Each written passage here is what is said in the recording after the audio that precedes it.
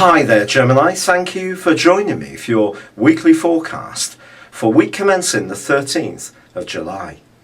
This week begins with your ruler Mercury being influenced in a positive way by Neptune, the planet of dreams.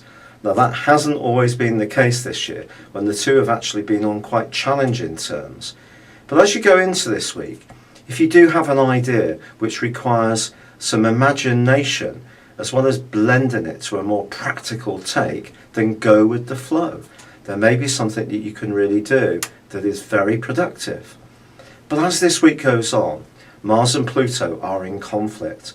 And then later in the week, it is Mercury's turn to go face to face with Pluto too. This points towards the potential for people to be quite strong-willed and very single-minded in their approach. This is going to influence us all. In your situation, you may find yourself thinking very carefully about money, or it could be about issues of intimacy, so that points towards a close romantic relationship. If your needs are being met in these areas and you feel fulfilled, this influence may not show itself quite so openly. It could be a point of principle comes up for you. But if you feel that someone is taking you for granted, and not really being very respectful in terms of what you contribute to a situation, be it at work or around a friendship, it could be something that really takes on a life force of its own this week, and you can find yourself being much more strident about pumping across your point of view, your opinion. Now that could be a good thing if someone is really taking liberties with you, but it can also be a bad thing if your desire to be on top and to win through means that someone else comes off worse and you're not actually very fair in your approach.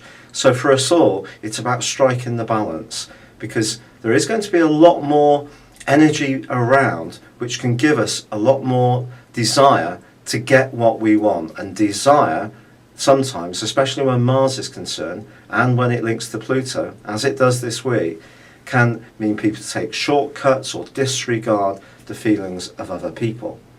Despite this, the Sun is forging a right angle to Uranus right through to Thursday.